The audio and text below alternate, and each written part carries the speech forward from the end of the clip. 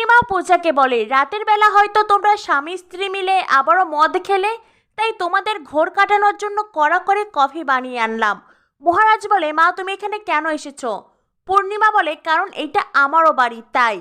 মহারাজ বলে, ও আচ্ছা, এটা তোমার বাড়ি, তাই তুমি সকালবেলা তরবারি নিয়ে হাজির হয়েছো তাই তো? পূর্ণিমা বলে, তরবারি নিয়ে কোথায় এসেছি, আমি তো কফি নিয়ে এসেছি তোদের ভালোর জন্য।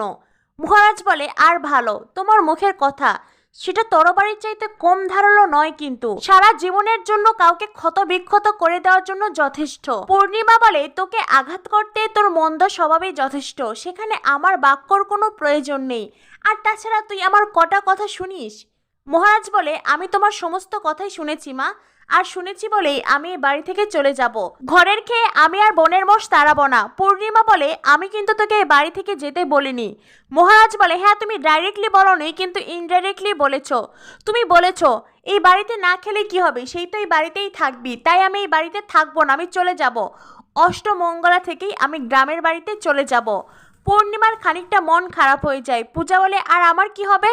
মহারাজ বলে, আপনাকে তো বলেই দিয়েছি আপনার সঙ্গে আমার ডিভোর্স হবে। পূর্ণিমা তখন পূজাকে বলে, দেখো পূজারিনী, দেখো তোমার বর অষ্টমঙ্গলায় যাওয়ার দিনেই বলছে তোমার সঙ্গে সে ডিভোর্স করবে। মহারাজ বলে, এটাই তো চেয়েছিলে, আর এই উদ্দেশ্য নিয়েই তো কফি বানিয়ে এনেছো।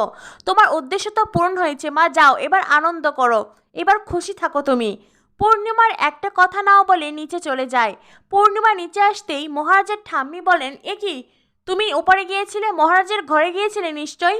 মহারাজের বাবা বলেন, আমি কিন্তু মহারাজকে অনেক বুঝিয়ে সুঝিয়ে এই বাড়িতে এনেছি, তুমি আবার কেন গিয়েছিলে? নিশ্চয়ই ছেলেটাকে উল্টোপাল্টা কিছু বলেছ।